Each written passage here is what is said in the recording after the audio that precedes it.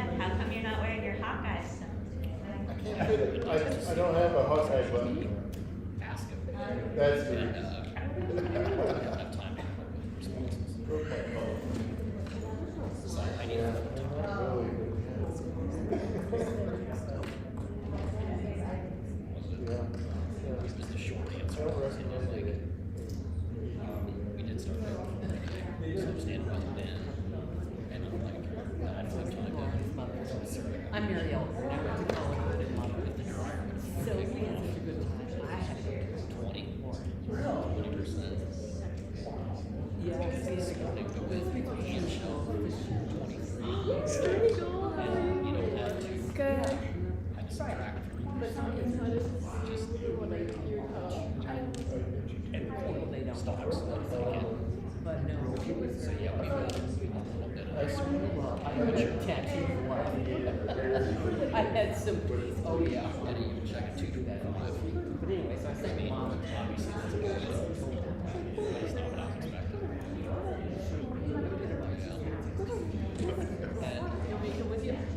And it has been ticking up, like the calibrated motion. So that's what should be expected. For a year.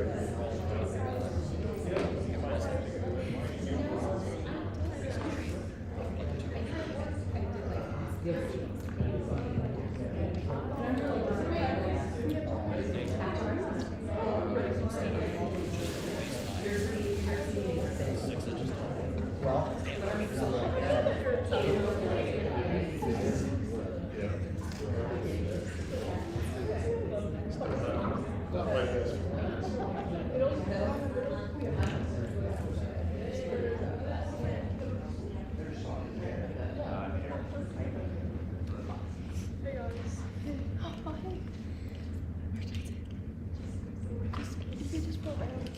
All right, I have 6 o'clock, so I'm gonna call the meeting to order. Jessica, roll call.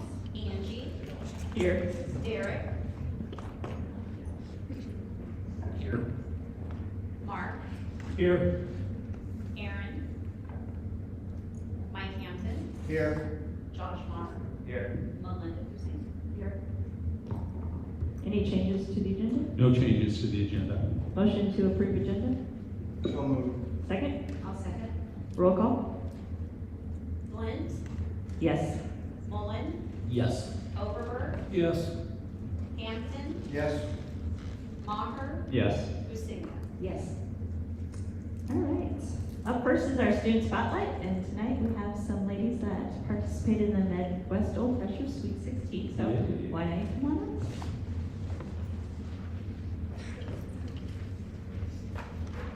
We're live streaming, so you have to use the microphone. So go ahead and introduce yourselves and tell us something that you got out of or was fun about participating in Sweet 16. Hello everyone, my name is Lindsay Strugel. I was in Sweet 16 this year, and my favorite thing about doing the Sweet 16 contest was just getting to meet everyone. There's so many people that come here for any reason, and it's fun to just see whatever reason that they have to come and talk to them and know their experiences. Hello, I'm Jolyn Martin, and my favorite thing from Old Threshers was the volunteering and meeting new people and just learning more about it. Hello, my name is Lauren Wilhelm. I had a really good experience this year. I learned how to become more social and talk to everybody with more, confidence.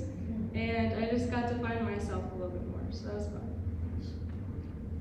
Hi everyone, my name is Naomi English. I was also a participant this year, and I'm glad I got to grow myself as a person and my confidence.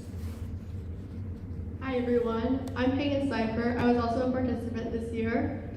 One of my favorite things was just volunteering at all the new places and learning, well not learning because I know how to drive a tractor, but that was a lot of fun with all the little kids. So, hi, my name is Emerson Cipher, and my favorite thing was volunteering at all the new places and meeting new people. And board have any questions? How many hours do you put in? Because I know those are long days, and you start before the reunion itself, so how many hours would you say you put It was about like 12 hours a day, so give or take for whoever had what they scheduled, but yeah. Do you have some silver court papers you'd like us to sign? You probably should update that program because you only get, what, 10 hours credit for doing that. And we know you put in a lot more time than that. We appreciate you. We're great ambassadors for us. Thank you. Thank you. Anyways. Well, I'd like to thank you as well that, we're promoting Portrait of a Panther, and there are so many attributes and competencies that you guys demonstrate as volunteers and representatives of Mount Pleasant and the district, so thank you a lot. Yeah, you guys are amazing, fantastic representatives of our community and our school district. So thanks for taking the time to do that. Thanks for being here tonight.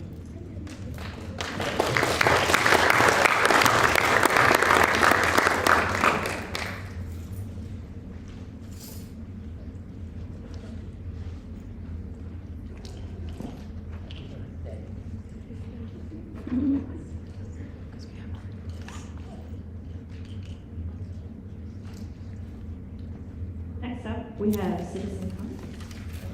No one has contacted me to speak. Next, we have approval of minutes, claims, and financial report. Okay, we went through the claims on Friday at our finance committee meeting. Went through each page of those. Had good discussion there, and Jessica will take us through our finance report.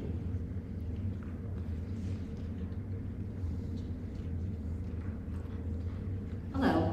So it's been a couple of months since we have had a finance report. I've been busy calculating and tying out grants, everything that's needed to close the year for the 24-25 school year. And even right now, this is a long, arduous process. These are tentative numbers. So I do want to stress this, and even though it is September 8th, we are reporting tentative balances as of June 30th. This first chart right here kind of shows what we budgeted for revenues in each of our funds and what our actual revenues were, and then the percent of the budget where we think that it's going to land. So in the general fund, percent of budget was 93.31. Student activity, this is really good. Usually when you're over budget, it's a bad thing, but these are revenues. So 131% is what has actually been accounted for. Management, 103%. Capital projects, 99.29%. That was a wonderful estimate at Chowell. PEPL, 98.1%. Debt service, 100%. This, again, is where we have the Apple lease, and this was 24-25, so it was paid off then. Nutrition, 90% of the revenues that we budgeted for actually came in. Then on the other side of this chart, we have the expenditures. So the general fund, we budgeted $25,392,000, and we spent 96% of it. So over here, we want to be lower. We don't want to go to 100% or over. Student activity, we spent 96% of the budget. Management, 92%. Capital projects, this is your penny sales tax, what we use to do different projects around the district, build the RTM site, the 3 buildings over there, and a lot of concrete over the summer, all kinds of different things. The expenditures right now are at 93.30%. PEPL, 103.6. PEPL and capital projects can be used for the same thing. So as I'm tying out the year, I probably will take some PEPL expenditures and reallocate them to capital projects to balance it all out. Again, that's why it's tentative. Then debt service, 100%, and nutrition, 88.68% in expenditures right now. I do want to note as well that it is crazy, but this is how it works in school finance. We don't have all of our bills in yet from the previous school year, and we don't have all of our revenue yet from the state as well. So that's another reason why it's not 100% done right now. This next chart shows our cash and investments. So if something were to happen and we needed to put our hands on cash right now, these are the balances in our funds. So this was June of 2024, and this is June of 2025. General fund was 9.7, now it's down to 8 million. However, again, there are revenues yet to come in, grants that need to be still tied out. Student activity, we ended the year last school year at 207,000. That grew by about 60,000 year over year. Management fund grew. We ended at $1 million, a little more than $1 million, and we ended this school year at about 1.2 million. PEPL 2.6, 2.6. Capital projects 3.9, down to 2.5. Again, we did build the RTM site using this fund. And then debt service, we gained some interest here. Again, we didn't have any revenue expenditures because the Apple lease was paid for, but we did have interest coming in. Nutrition fund, 940,000 at the end of fiscal year 24, 866,000 at the end of fiscal year 25. This is good because we needed to spend this down in the nutrition fund. We can only keep 3 months of operating costs and revenue in our accounts on the books.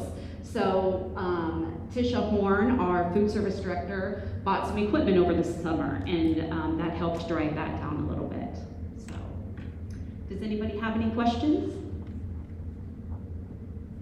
Okay.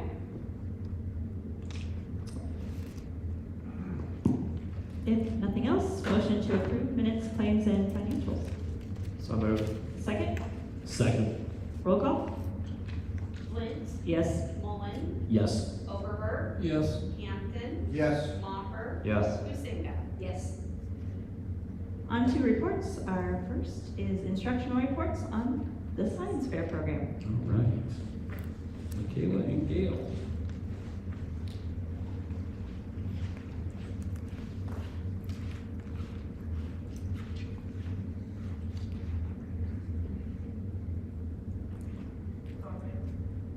Put that on. Red lights. Alright, so I am Michaela Bryant. I am the adult sponsor at the middle school science fair program. And I'm Gail Kunch, I'm the high school sponsor, and we're just gonna kind of go through some of the things that happened last year, as well as some of the things we're looking forward to this year. Okay, so in high school, we had 7 students that participated with 5 projects. A couple of those projects actually had multiple students working with them. And in middle school, sure, yeah. At the middle school level, we had 6 students participate, with 4 being projects. We had a couple of team projects happening at the middle school as well. Okay, so as far as awards go, this is just kind of like an overview. It doesn't include everything, but some of the highlights. We went to SCC Science Fair, which is basically a couple of science fairs together. It's actually the Southeast Iowa Super Conference plus an SCC, so because Mount Pleasant doesn't belong to that. So Carly actually placed 9th among 54 high school students. So I was she was shocked, she was happy, it was great. Eastern Iowa Regional Science Fair, JC got honorable mention. Basically, she was 7th in the fair, so pretty good showing. And also Carly Mullen got excellence in science. At State Science Fair, these are just some of the highlights. We came home with about 13 awards. So, but JC ended up getting 3rd in environmental science. Max and Mason got 3rd in cell biology. I will tell you, I had to go back to them because they kind of talked a lot about how they really didn't like their project. They didn't really like it and stuff like that. Come to find out, they actually were 1 away from going to International Science Fair. So I just know, I know the people in the background, so I know where they placed. Had someone not been able to go, they would have went. So it would have been kind of fun. Jenny Trent got a $500 scholarship from Loris. Loris likes to give a lot of scholarships out, and when they get to junior year, they have the ability to actually get a full ride scholarship. So they look at those students all the way through. So I'm really excited about that. And then, Peter. Sorry, yeah. And before we move on, so Peter is a student down at the middle school, and he was able to receive first place in math. And it was really exciting because up until that point, he was getting really discouraged because he wasn't placing. But then he hit the state science fair level, and he was able to talk to judges who understood what he was talking about and recognized him for it. And these numbers and these awards don't show you what's happening behind the scenes or during the actual fair when these students are making friends that they'll have for the rest of their life. They're talking to people who have similar mindsets to them that they may not see in the Mount Pleasant hallways. And then they're also getting a chance to talk to adults who can, in 10, 15 minutes, mentor them and change their life to pursue a passion they may not have realized that they have. So even though we had to briefly list off the awards, there's so much more happening in terms of changing these students' lives that can't be expressed on the board. And Peter learned how to iron his shirts. He did. Well, the junior high boys, we practiced ironing their shirts, so that was the fun part. So for this year, here are the events that we're going to be doing. Again, we're going to do a science night. We did one last year. We do this so that the students have a chance to actually present before they actually present. We're going to make it just a little bit bigger though this year because we want more participation of people to come in, maybe from like Bex and things like that, that want to come in and ask them questions. They need questions. That's what they need before they get there. We're going to go again back to SCC Science Fair. It's a good practice for the next two big ones, which are regionals and then State Science Fair. And then also at State Science Fair, if they are part of FFA, we can put them in Agri-Science Fair, in which they participate doing, where they will actually get the availability to go on to nationals. Last year was a little different in the fact that they changed the rules in the middle and didn't tell everybody. So we had a little bit of a snafu. They got to compete, but they weren't able to actually compete for nationals. And then the last one is the Iowa Academy of Science. I'm actually the director of the Iowa Academy of Science, and I know that we are in the process of putting that back together, so we're gonna have another fair in April. Okay, so far, I've been working all summer with a bunch of kids already. Like, every week, they'll call and say, hey, can you meet? Can you do this? Can you do this? So we have one person already working on a project where she wants to put water on the moon and on Mars, and a way to reclaim it and store it on the moon. So we're working on, can we do this with the type of gravity with both of those types of areas? JC's coming back with her seaweed project. Different than last year, as we have gained 10 kilograms of a certain type of seaweed from a company called Algenex in Berlin, Germany, that's working with us. And then they're sending us another 10 kilograms of another type. So she's going to be comparing these two types. And these two types happen to be the exact chemical analysis that she needs. So it's kind of nice because they are actually want to take me and JC to Germany when we're done to present in front of their company. So our fingers are crossed on that one. That would be a nice little trip. We have one person working with the CRISPR-Cas9. She wants to actually look at how she can develop and put DNA from one organism to another. And she said, we can't do that here. And I said, yes, we can. And so we've got the kits, we're ready to go. We just have to plan a little bit more. What is CRISPR? CRISPR is actually, is it 10 years old? Yes. Yeah. Well, it's a lot older than it's that older because than it's that. been around since I was in high school, and this is my 10-year reunion year. So. It is a way that you can actually transfer DNA from one organism to another, and it's using a certain sequence in DNA that helps transfer the DNA. Kind of like a the best way to think about it is like a microscopic robot that has been given a code to go look for in your DNA.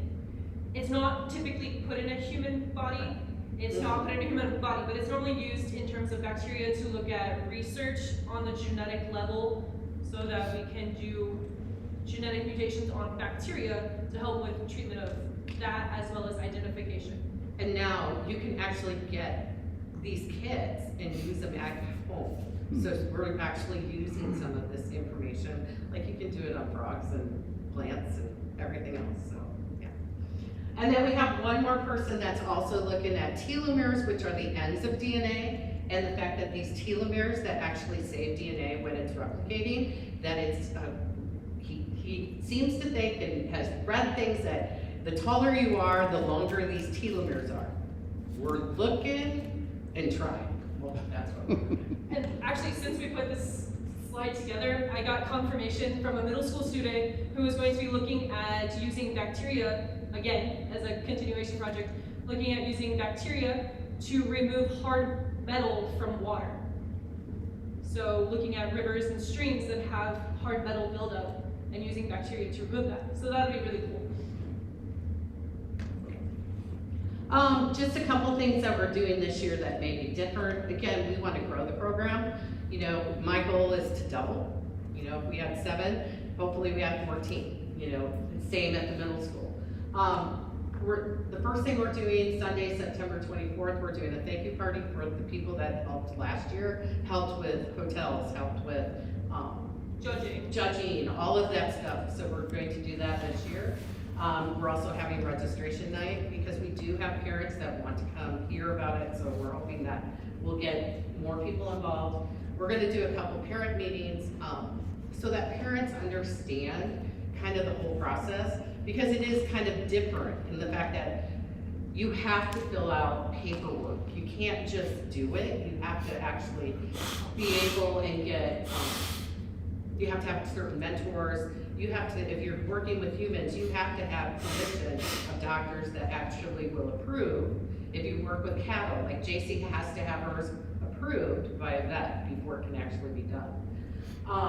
We're looking at sponsorship of projects in travel too, because, for instance, that algae that's coming, the seaweeds that's coming, the first batch was $980. The second batch is going to be a heck of a lot more because it's sitting right now in a warehouse waiting for the tariff to go onto it. So, yeah, so hopefully my fingers are crossed that we get it.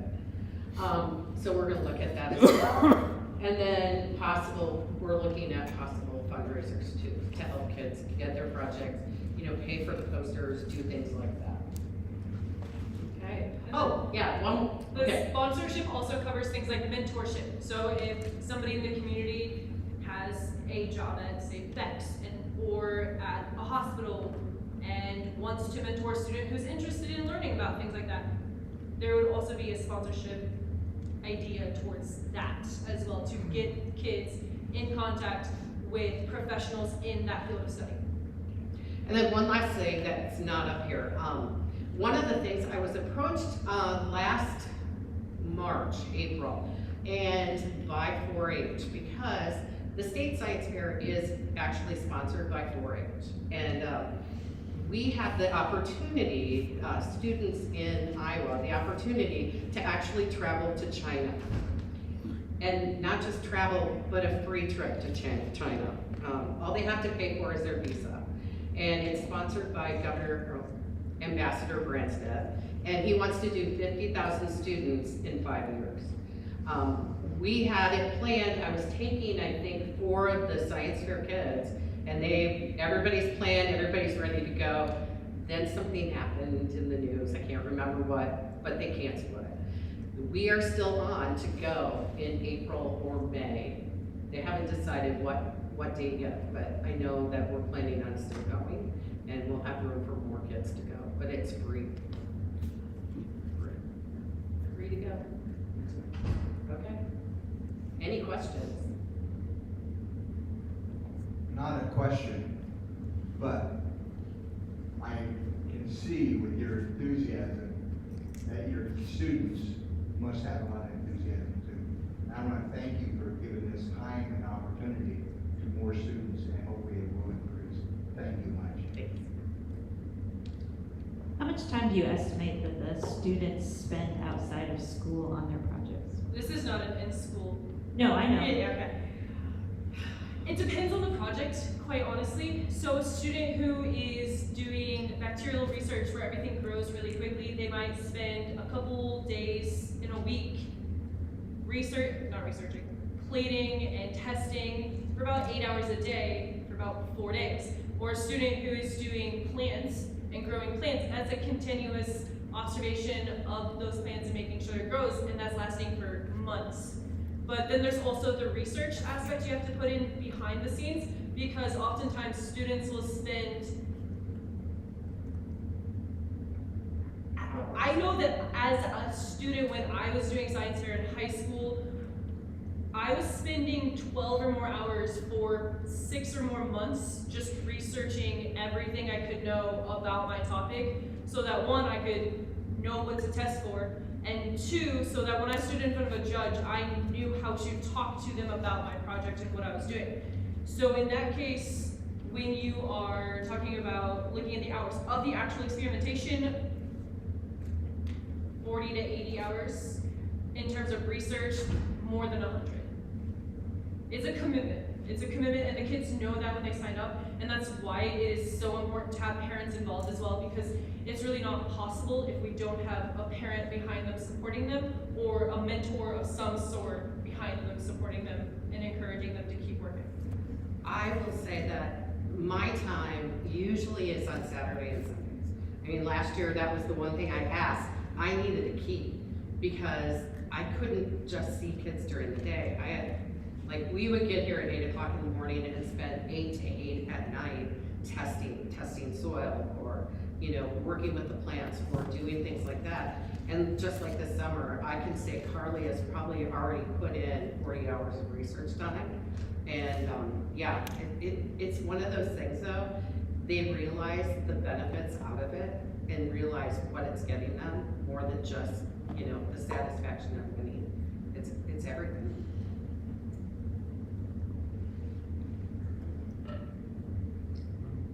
Yeah, so I definitely want to tell you, thank you for the time that you're volunteering with the kids of Mount Pleasant. I really appreciate it.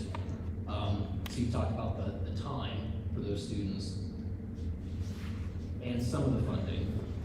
What do you need from the school? I mean, the facilities there, obviously. Is there anything else that the school could help with? What? And you can always come to us. You have a lot of support for the science fair from the board, is what I'm getting at. And So you know, come it is with nice. It is nice for me too, because a lot of times the kids need a few things. With me being an SCC instructor, I can actually use materials there as well. I just found like a soil dryer in the Iowa Academy closet that needs to have a new home. So I'm like, oh, that's just gonna go home with me. Or things like that. I will say I've got a couple things from Iowa Wesleyan as well, and it's just at my home. So I have stuff that I can bring, and I've done this for 20 years with kids. I mean, my husband constantly says to me, you know, you can take a break, you don't have to do it, but this is what I love to do. This is my stuff. And so, yeah, we'll come to you. How's that? Can we come to you with that? That's what I was gonna let you know. Okay. I just want to express my appreciation as well. It's just another avenue for our kids, another opportunity for our kids, and to excel in different ways. And you guys are making that available, so thank you very much. We appreciate your enthusiasm. Keep us posted on Germany and China and all these exciting opportunities. Yeah, I like free trips. Yes. Okay. Thank you. Thank you, guys.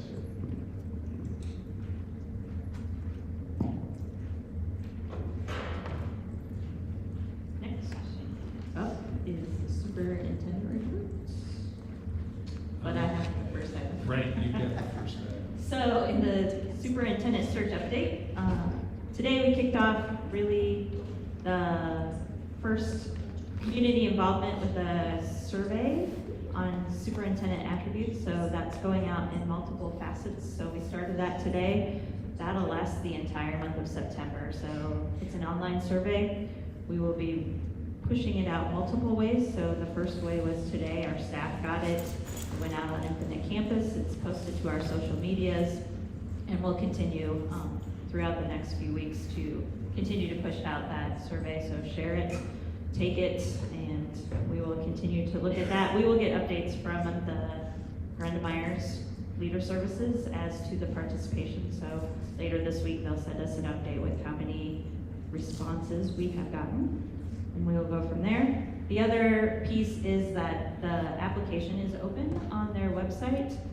They will be sharing applicants with us as they come in. We cannot share those applicants outside of the board. So what we will be able to share through the process now is the number of applicants that we have, but no specifics on the applicants themselves. So we'll be getting updates on how many applicants we have, but the application process will stay open through the end of November. So with the survey is set to help us determine what attributes we're looking for our next superintendent, so we can form interview questions and look at resumes and experiences to help tailor and find the right fit for us. So that's the first step in the process, and then it'll happen over the month of September. What are some other ways that the general public will have access to the survey? So we're looking at other KILJ, the newspaper. We're going to send it through the chamber. We're gonna ask the chamber to send out to members. We're probably going to post the QR code at the home sporting events, so when people walking in, they can snap it there and take it. So we'll look at other ways to post out in the public as well. So we'll Talk continue. about the shoppers. Yep. What about for people that maybe don't have computers and don't work online? We thought about setting up a workshop or a time that people could come, say, to the library and have help. We'll have to look Online? at that. Obviously, Mary sent that suggestion, and we'll have to talk through that. So we don't have there's nothing planned at this point. We'll have to get through this week and see where we're at and what we can make happen. Okay, very good. The next thing on the superintendent's report is the fiscal year 26 save allocation estimates. Remember, fiscal year 26, we are in fiscal year 26, even though we are in the year 2025. This is our fiscal year 26 for this school year. So as Jessica mentioned, the SAVE stands for Secure and Advanced Vision for Education. That is the penny. That's the penny sales tax.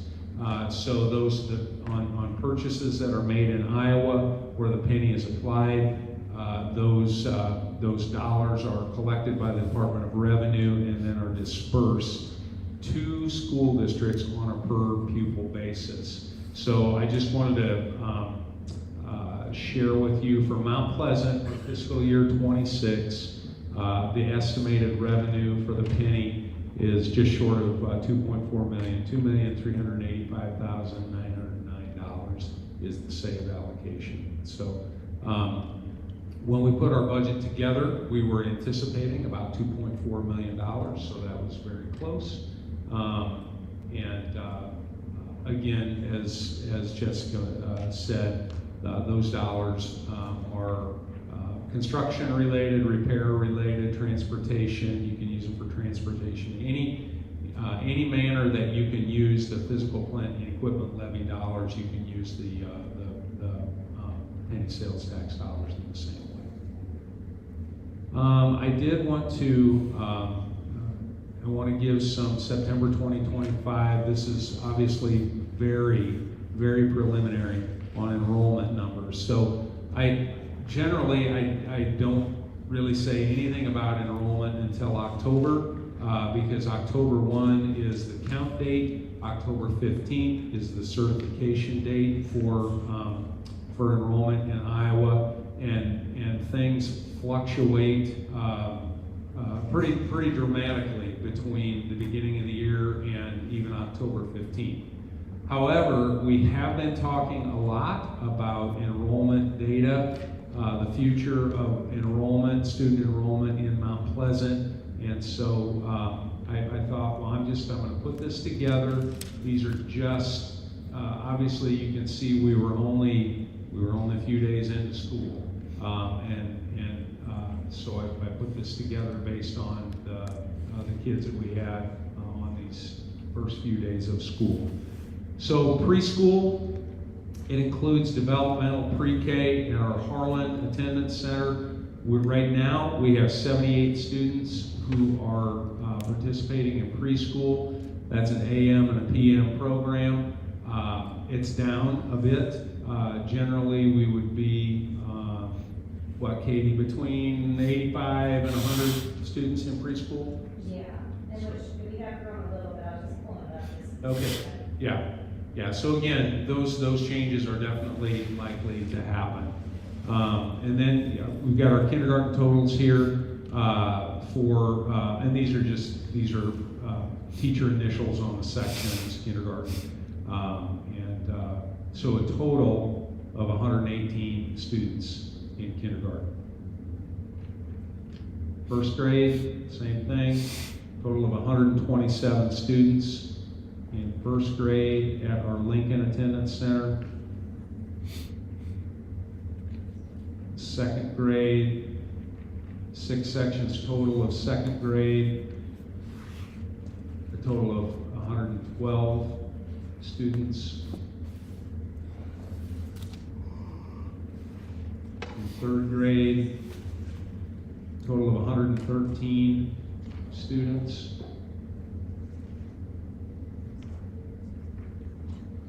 Fourth grade has 139 students. And finally, fifth grade, 130. I'm going to say it again. These are very preliminary numbers. Count day is Wednesday, October 1. Certification of enrollment is October 15th. So if you look at the totals, elementary totals in Mount Pleasant attendance centers, we have 651 students, grades K to 5. Salem Elementary, we have 88 students, grades K to 5. Sixth grade, 132. Seventh grade, 120. Eighth grade, 129, and with a middle school total in of 381. Ninth grade, 129. 10th grade, 144. 11th is 116, and 12th grade is 123, for a total of 512 at the high school. So in this very, very preliminary figure, a served total of 1,632, then what you would do on a served total is you would take 0.5 of 78, because those students are half day, and you would add half of that into this 1,632 number. So again, we'll obviously I will share more with you as we go along. But I guess I will point out, as we look at grade level totals, even as we were looking at this in July, in August, our enrollment data over the years, the days of the days of 160 kids in a class or 170 students in a class, as it was 25 years ago. We had classes of 160, 170 students. We're just not anywhere near those levels in any of our classes. It's like our largest class was 139. Our largest class was 144 in 10th grade. So that data that I shared with you at one of our, it was either our late July meeting or August meeting, that data that I shared with you when we talked about elementary sections and 7 sections in grades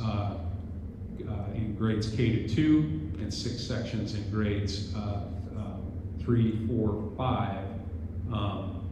We examined that, and what would that mean if we had a large class size of 140, and what were the section numbers, if we had an average class size of 120, and what that did with section numbers, section sizes, and then, you know, a small class of 110, and what that would mean for section sizes. So we want to keep our eye on that as we and as we convene the facilities ad hoc committee as well. So that's some initial enrollment. Number 4, special session in September, so 2 weeks from tonight. What I thought we would do is go over our collaborative team process and share that. Dr. Butler has done an outstanding job of implementing a collaborative team process. I would like you to see where we're at with that. And then our 25-26 goals. We have 5 goals in different areas that we want to share with the board that were generated through a lot of work with our leadership team and our administrative team, part of the leadership team with instructional coaches who are sharing those goals with you. Number 5, Alive After 5 again at the RTM Wednesday, October 1. We're planning for that. School board election information. I have that here again. If anybody is interested in running for the school board, the filing deadline is 5 p.m. on September 18th. That's the last date and time to file your candidacy. You can pick up the paperwork at central office. You can go online and get the paperwork. 50 signatures is what is necessary. The 50 signatures can be from anyone who lives within the boundaries of Mount Pleasant Community School District. And then, of course, it's got the other dates here. Tuesday, November 4th is election day. And then the terms that are, the positions or the vacancies. Director District 1 was a 2-year term, currently filled by Melinda. And so that seat is open. Director District 2, a 2-year term that is currently filled by Derek Mullen.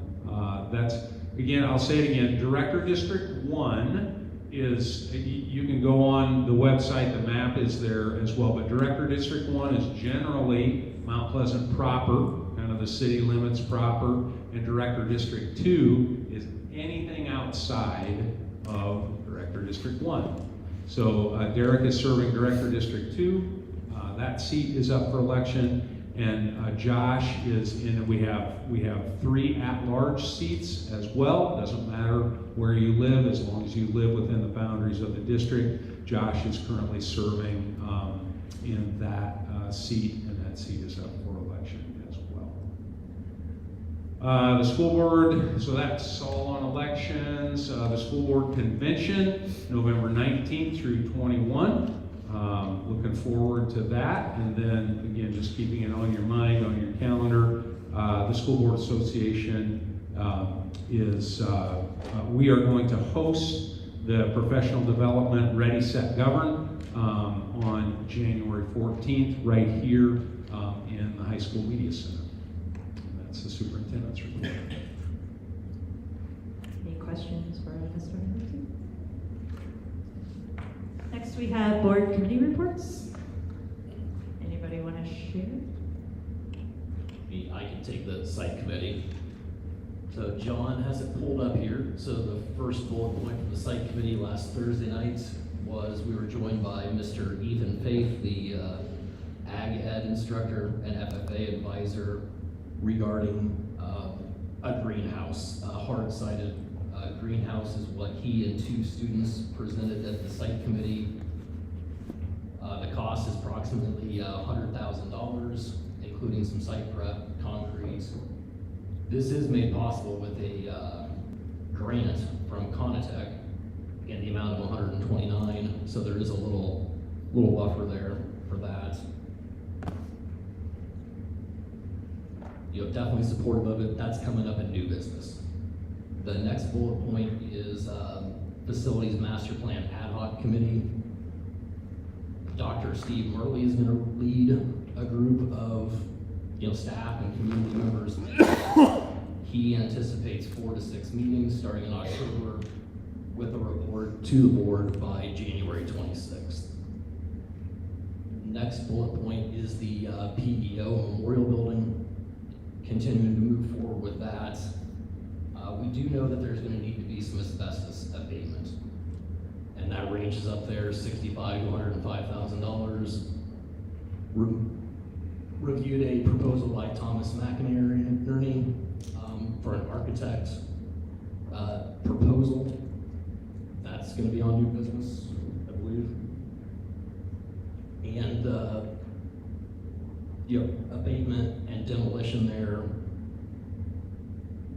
On that timeline, mid-November through December, total cost could be between $400,000 and $500,000. Next up, we talked about solar panels on the high school roof was one possibility.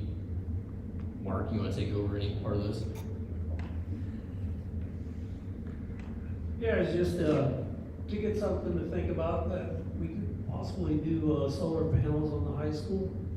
And what that does is the payback is about 13 years on it, and then you can use money for the general fund that pays electrical bills to help cover other bills for the school district. And then also brought up information about possibly looking at portable classrooms to help with space issues at the elementary schools. Just look at it as a temporary solution, not a long-term solution for the elementary for space issues. And then the last bullet point for the site committee is central office, possibly at central campus. What would that look like as far as an architect's fee, some more estimated costs were talked about. We definitely said that the facilities ad hoc committee needs to finish its work before considering how to use that space at the activity center.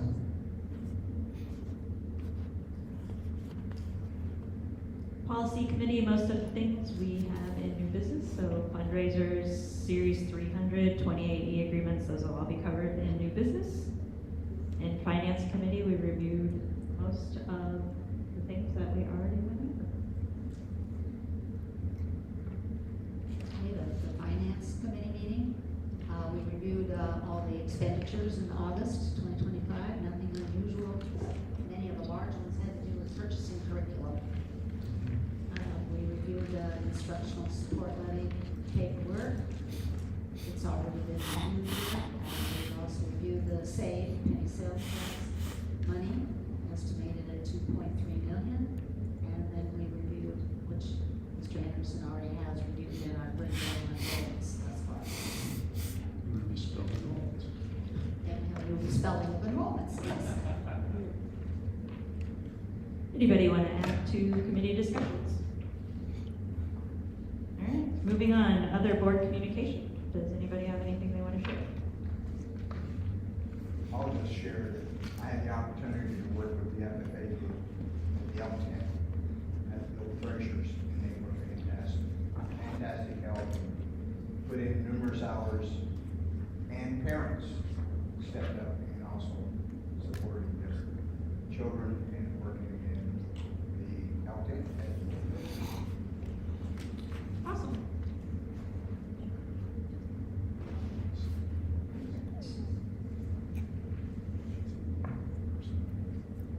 Moving on to personnel and open enrollment.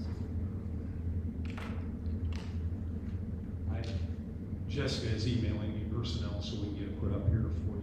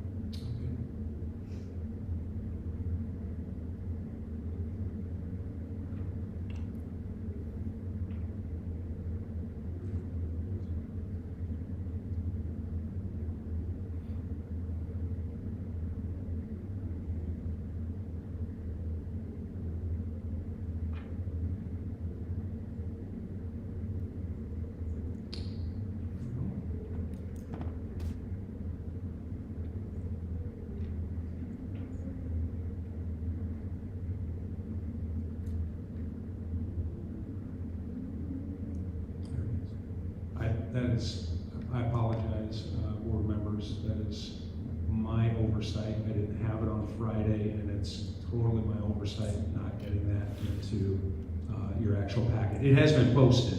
It was posted, so.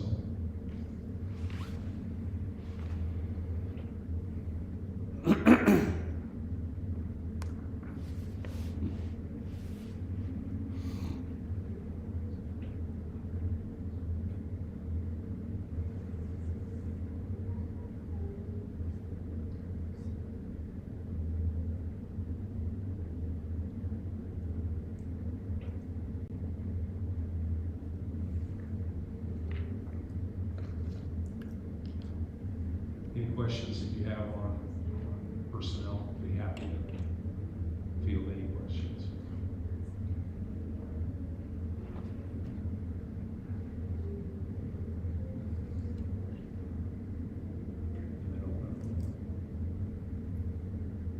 Which is it? It takes a village to run a school district, so the amount of continued volunteer coaches and other volunteers that we have for the school district, much appreciated. So I think that's a testament to our community as well. If no questions, we can take open enrollment and personnel as one or separate motions. I'll make a motion to approve personnel and open enrollment. Is there a second? I will second. Roll call? Glenn, Yes. Mullen, Yes. Overberg, Yes. Hanson, Yes. Maher, Yes. Usinga.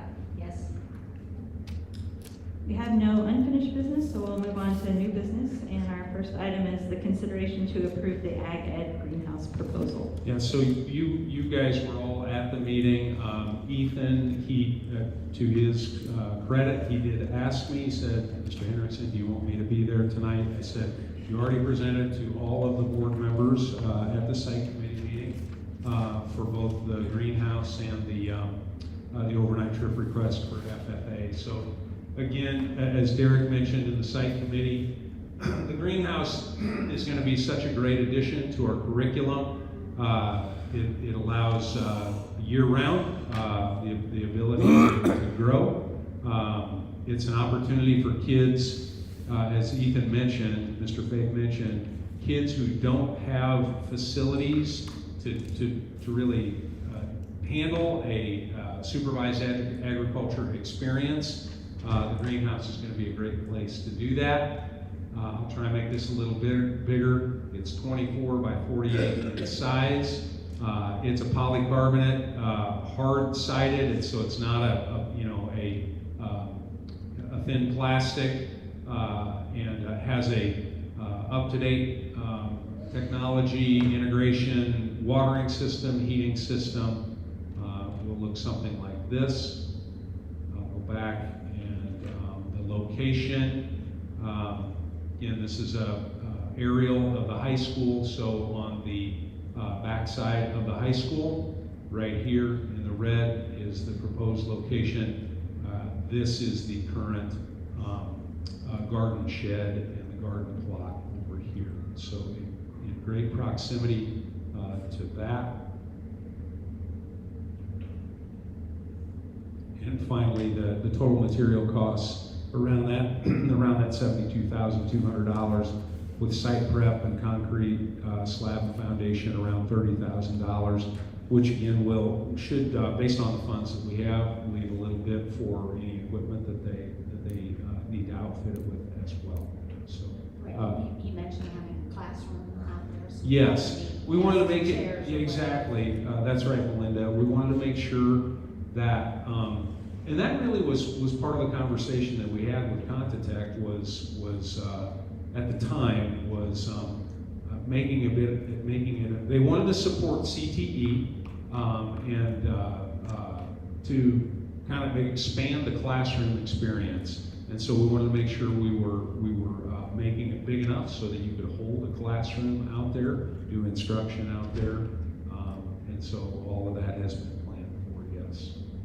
So I would recommend that you approve the greenhouse proposal. Any questions? Otherwise, motion to approve? So moved. Second. Roll call? Yes? Mullen, Yes. Overberg. Yes. Hampton. Yes. Maher. Yes. Hustenga. Yes. Next, we have consideration to approve the architect proposal for the demolition of the PEO Memorial Building.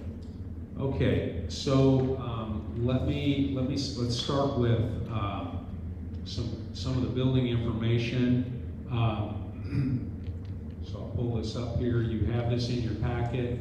There is a little bit of new information, or I guess different information, perhaps. We received a quote from Hawkeye Environmental for the additional hazardous material testing that's going to be necessary. It was significantly less than the quote that we had from Terracon. And so we're planning to move forward with Hawkeye Environmental. They're out of Solon, Iowa. So they will be providing the additional hazardous material testing that's necessary.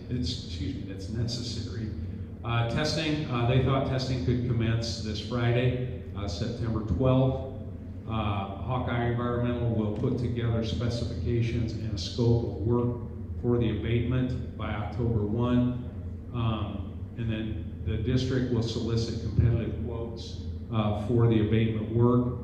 The original estimates, as provided by Terracon during the due diligence phase prior to the purchase of Central Campus, the additional abatement quotes were anywhere from $67,000 to $105,000. Much of that's going to depend on the composition of the roof of the PEO, so that is definitely going to be tested.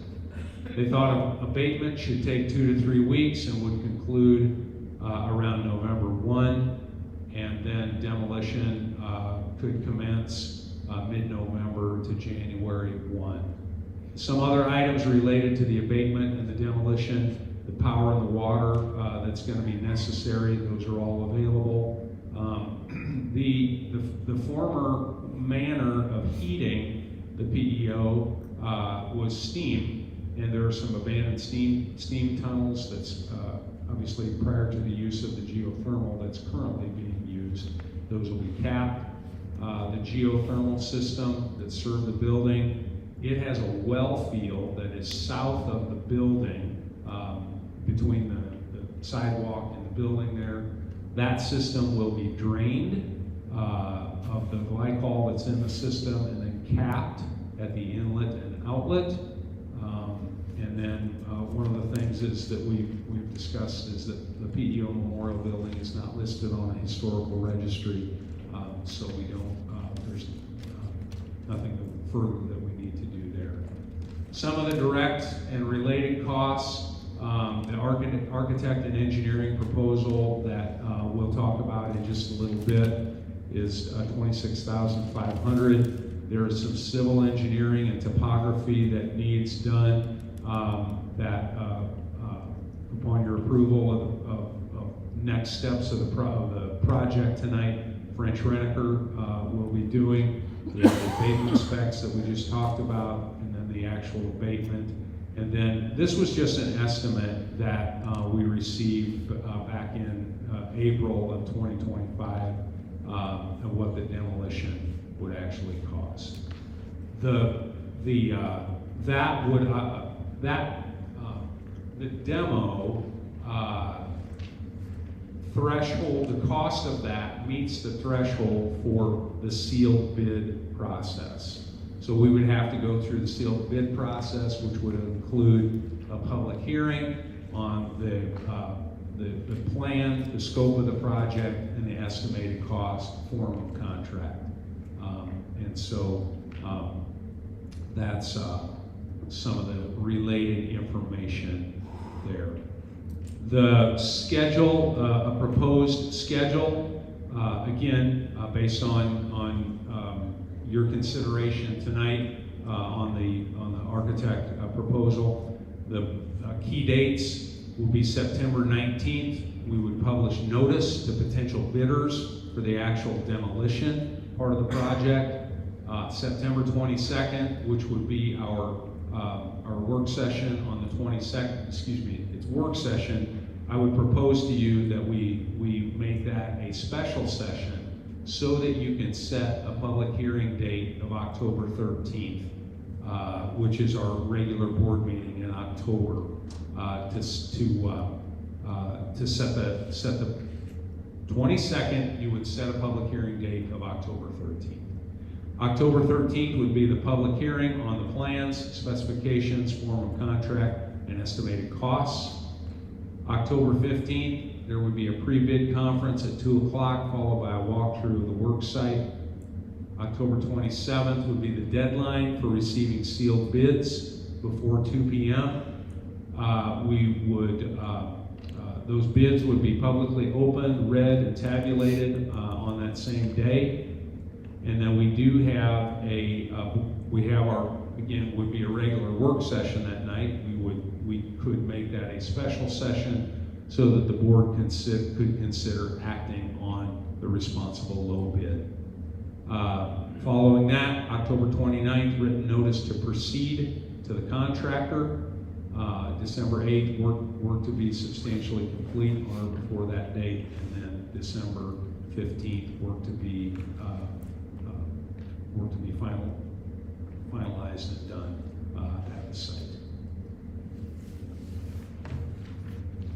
So for your consideration, then is in your packet is the proposal from the architect, Thomas McInerney. The entire proposal was posted.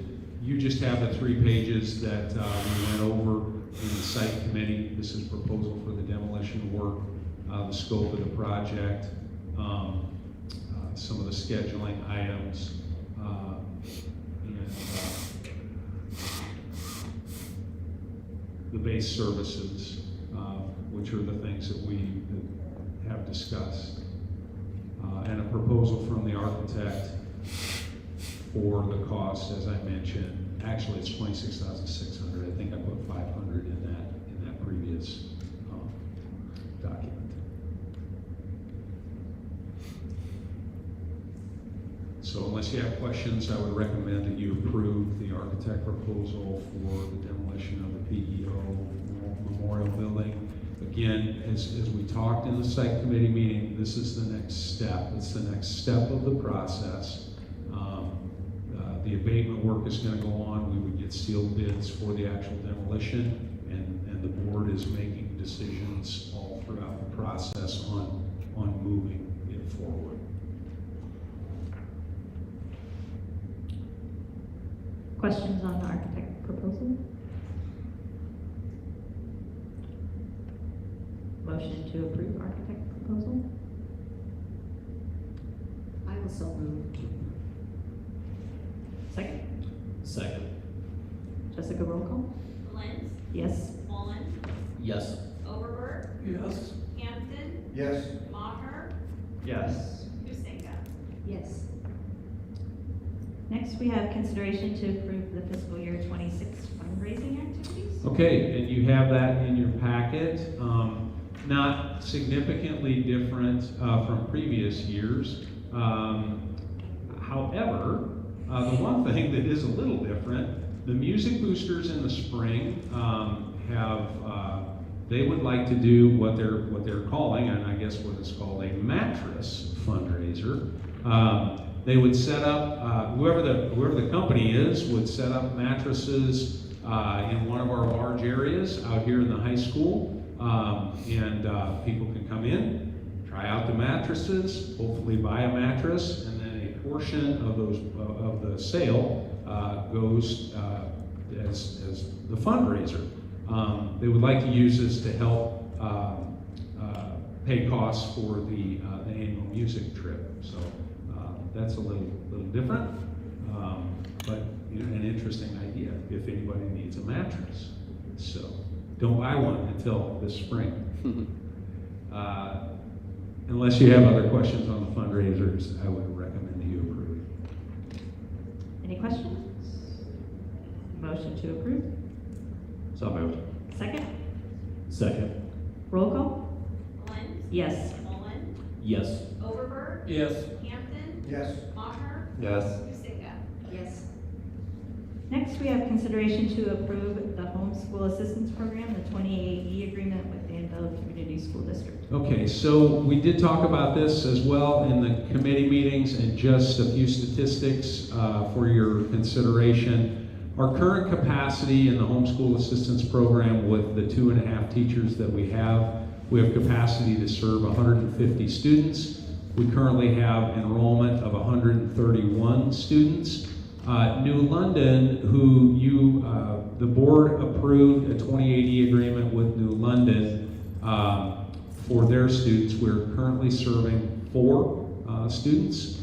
I talked to Lynn Hafner, one of our homeschool assistance program teachers. She thought there was potentially 4 students from Danville that might take advantage of the 2080. And again, for people who don't know, what the way this works is the 2080 agreement would give the sharing district, or the district who is requesting the sharing, access to the homeschool assistance program. The weighted dollars that you get for a student who participates in an HSAP is 0.3. So the New London district or the Danville district, they would count those students on their certified enrollment at 0.3, and then our school district would bill those participating districts for that same amount. It's an opportunity for students to local students to participate in activities in their home districts and still participate in our homeschool assistance program, because generally what has happened is they no longer, because you can't be enrolled in 2 different districts, so what they do when they hit that activity age in middle school, they just don't participate anymore, and they would do their activities at their home district. So this is really is a benefit for both districts. Would recommend that you approve. Any questions? Otherwise, motion to approve the 28E agreement with Danville. So moved. Second. I'll second. Roll call. Lynn? Yes. Mullen? Yes. Overberg? Yes. Hampton? Yes. Maher? Yes. Misinga? Yes. Next, we have consideration to approve the first reading of Board Series 300. Which is Okay. administration. Yes. So, as I mentioned to you, and actually mentioned on the radio this morning, I know it seems like it's policy, one series after another. And my goal has been, since we started this process last year with the 800 series, is to get through all 9 series, 100 through 900. And if we continue to do a first reading, second reading, and then move on to the next policy series, we will complete all 9 series by the end of June, and then that will we will be up to date. We'll be completely up to date. All of our policies will reflect the language that is in the Iowa Association of School Boards policy reference manual, and so a new superintendent can come right in. All of the policies will be up to date. So the 300 series we reviewed on Thursday, and you guys did have a couple of questions. One had to do with administrator evaluation. So I did speak with our attorney. Let me go to that actually, 303.06. So I'll pull that up here.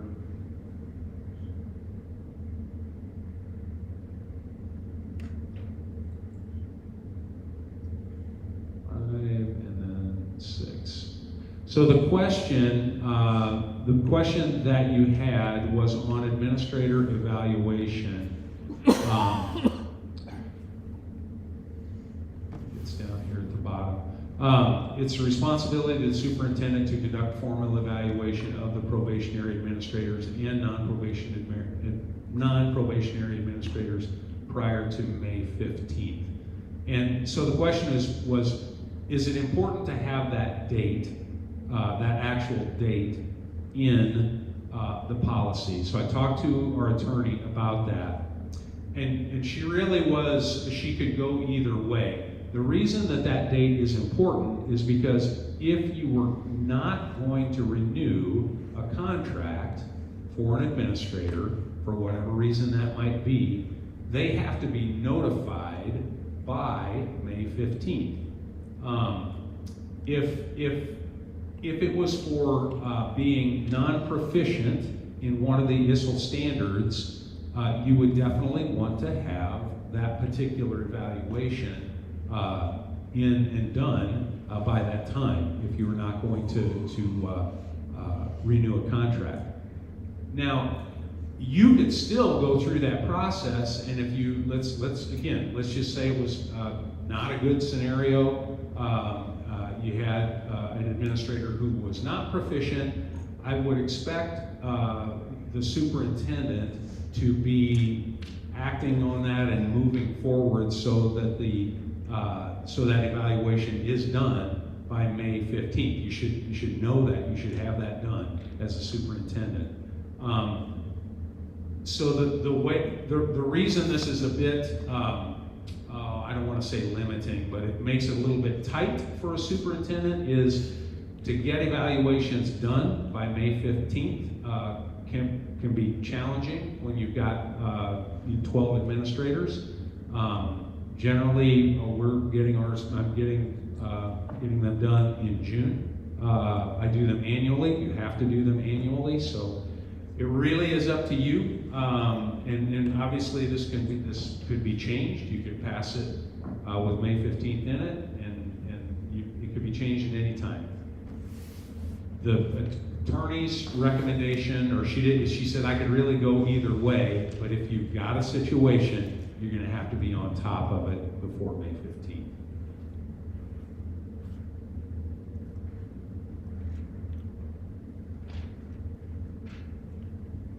And that's addressed, that process is addressed in someplace else, because then we're either holding somebody to that board policy or we're not. So if we're not enforcing that, then it doesn't make sense to keep it in there with May 15th if we're not holding accountability to that. All right, I would agree. If that's your policy, that's your policy, and so you better get busy and have it done by May 15th. And is it in the best interest of the administrators and the superintendent to be focused the end of the year on making sure the review are done, or can that be done after the students go home for the year and you're wrapping up the year? Can it be done in June? Is it? I will give you my experience and my preference. I like to sit down with each team member, spend an hour or so with them, talk about their goals, talk about their future planning. I like to spend that time to find 12 hours. Before May 15th, it would be challenging right there at the end of school. If we change the date and it's later and there is an issue and the attorney said May 15th was the date, is it just May 15th because it's on that paper, or can you change it to a June 15th? You could change it to whatever you want to, but what you have to remember is that May 15th by code, by the Iowa code, is the drop dead date for notifying an administrator of non-renewal of contract. Which is separate in Iowa code, so if the superintendent was planning on that, then they have to follow Iowa code regardless of this policy. Right, yeah, correct. So my recommendation would be to just have it call out annually and not specify a date within this school year. I mean, I was going to say make it June 15th with time being the issue, but just not specify a time. I'm good with that too.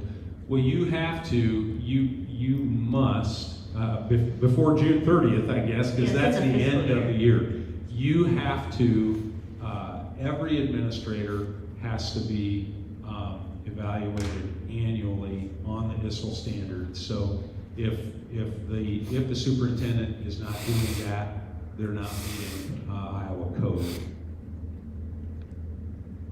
So the Iowa code already says June 30th, essentially, right? Would have to be complete by June 30th, that's correct. I don't know. I guess I don't see a need for a date necessarily if Iowa code is giving us dates already that have to be followed. Yeah. Could it then read, it's the responsibility of the superintendent to conduct the evaluation per the guidelines on Iowa code? And is that the Iowa codes are referenced, those, the 281? Great question. I can look that up. I agree, go with whatever the Iowa code says. And we'll know that if we try to make a change in the employment contracts, we have to do it by next week. Correct. That's correct. Okay. Let's see. What was the other question that you had? It was on superintendent, probationary, non-probationary. Yeah, the 3-year. Yes, let's see. Contract and contract non-renewal, is that right? 302.02.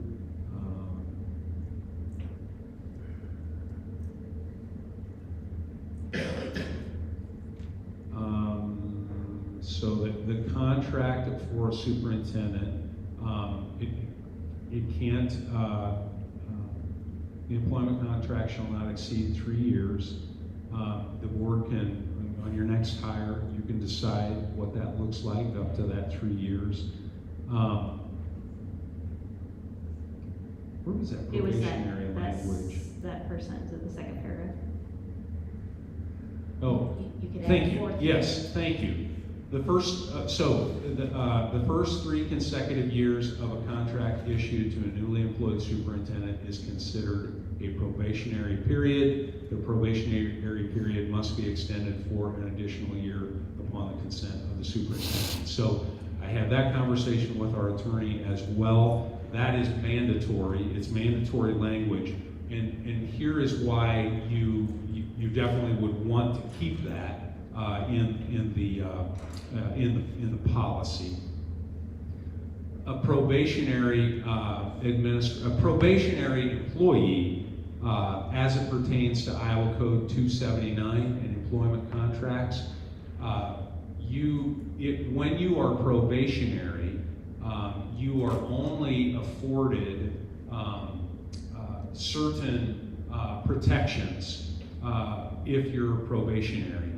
So again, I'm not speaking ill or anything here. What might happen, but let's say you made a hire and you decided, it could be in this particular one, of course, is the superintendent, but it applies to all 279 employed people. If you hired and you found out that it's not a good fit, after 1 year or 2 years or the 3rd year, they are probationary during that time.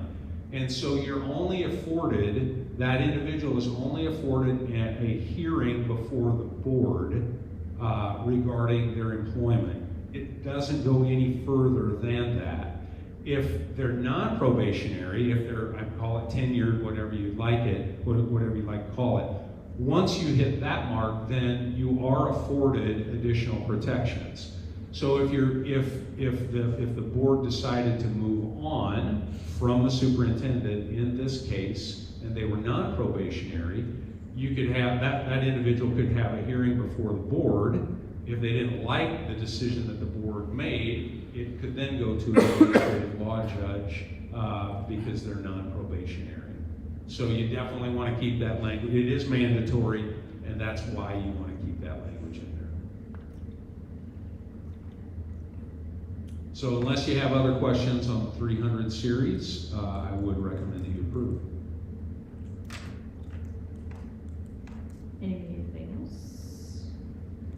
Are we making a motion to approve with the modified 30306, taking out the May 15th date? Yes. Motion to approve that. So moved. Second. Second. Roll call. Lentz, Yes. Mullen, Yes. Overberg, Yes. Hampton, Yes. Maher, Yes. Husinga. Yes. Next, we have second reading of Board Policy 40706, the employee early retirement.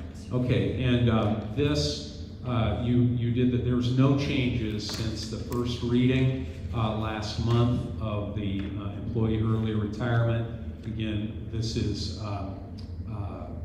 the matter of paying out employees sick, upon a bona fide retirement, you could be paid for licensed employees $70 per day for up to 125 accumulated sick days. Classified employees $50 per day. And again, one of the other changes was the retirement and application for retirement would need to be received by the first day in February, first working day in February. Would recommend that you approve. Any questions? Motion to approve the second reading of 40706. So moved. Second? I'll second. Roll call? Lentz, Yes. Mullen, Yes. Overberg, Yes. Hampton, Yes. Maher, Yes. Husinga. Yes. And finally, we have the consideration to approve the overnight trip request for the FFA National Convention in Indianapolis, October 28th through the 31st. Yep, and Instructor Faith shared that with the committees as well. Planning on taking 14 students to the national convention. Would recommend that you approve. Any questions? Motion to approve. So moved. Second? Second. Roll call? Lentz, Yes. Mullen, Yes. Overberg, Yes. Hampton, Yes. Maher, Yes. Husinga. Yes. And that concludes our new business. Our meeting is adjourned at 7:20 p.m. Thank you.